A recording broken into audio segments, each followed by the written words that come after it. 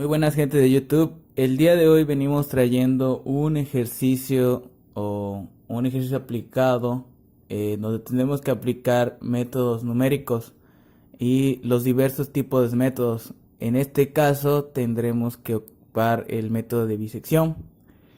Eh, Nos dice el problema: en un periodo de un año se analizó el comportamiento financiero de una empresa que se declaró en quiebra, ¿no? Cuyos movimientos están reflejados en la siguiente ecuación: e a la x menos x. Y nos dicen encontrar el punto en el cual las pasivas se convierten en irreversibles, en donde el error aproximado sea menor del 1%. Bueno, vamos a empezar. Bueno, gente, en este ejemplo vamos a ocupar lo que es el método de bisección. El método de bisección consiste en tomar un intervalo que encierra la raíz que deseamos calcular.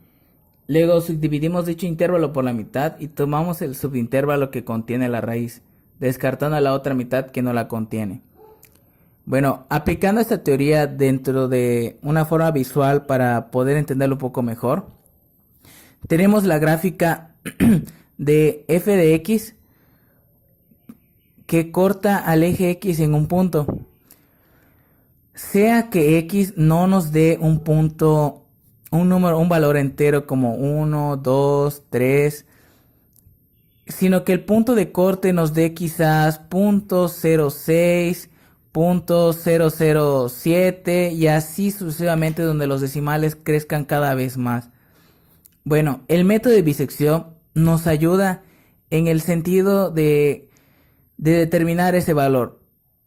Es un proceso o un método algo tedioso porque vas a ocupar muchos pasos, pero sí llega a dar el resultado.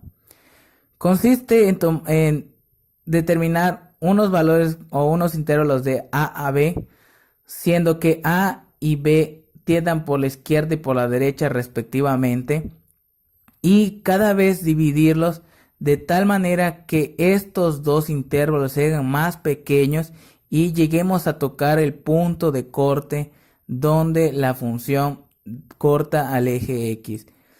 En este caso aplicaremos este método dentro de este problema. Vamos a ver cómo se va a resolver. Gente, como les había comentado que vamos a ocupar el método de bisección. El método de bisección ocupa una tabla. En este caso les voy a explicar qué significa cada elemento que tenemos acá.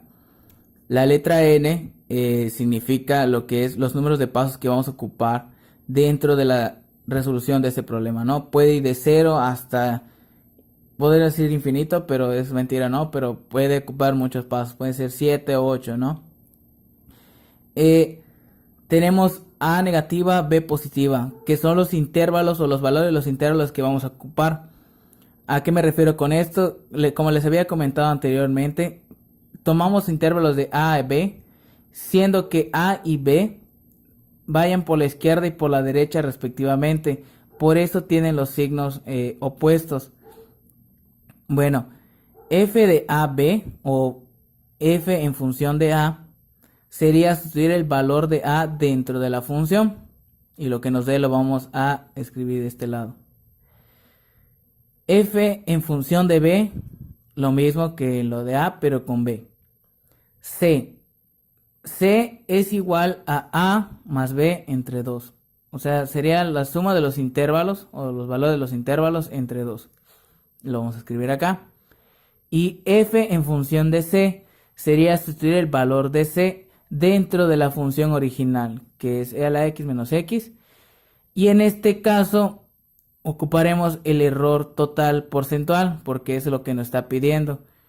Entonces vamos a empezar a llenar esta tabla con los respectivos datos. Pero gente, me adelanté un poco con lo que es el llenado de la tabla, pero pues ahorita les voy a ir explicando cómo se va llenando la tabla, ¿no?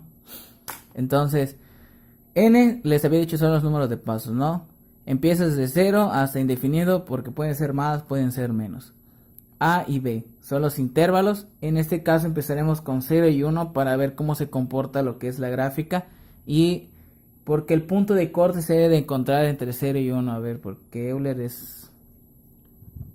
tiende a positivo y a la menos x nos va a dar un punto de corte.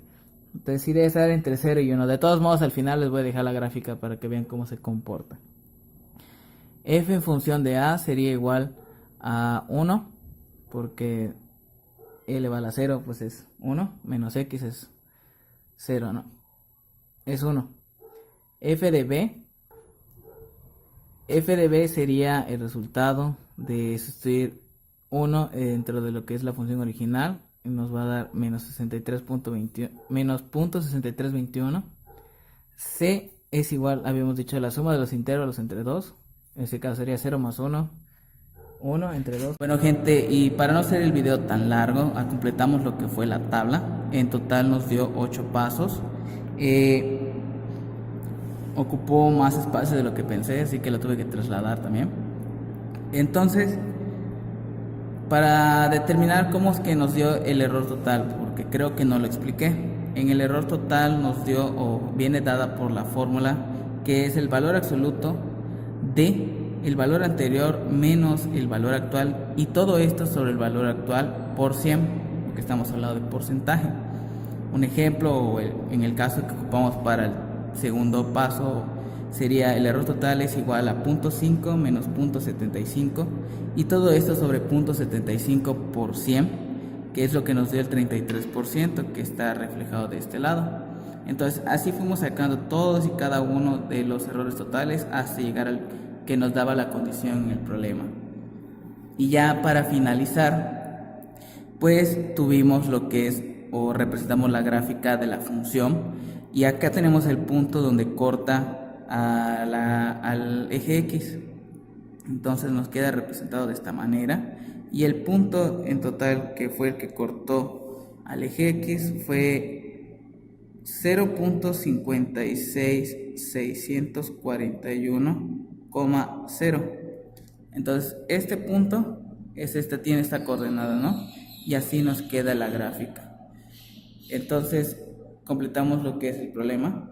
Espero que les haya servido el video y que lo intenten practicar varias veces para que lo puedan entender en diferentes situaciones o aplicaciones, dado que este solo es un ejemplo de una aplicación dentro de métodos numéricos.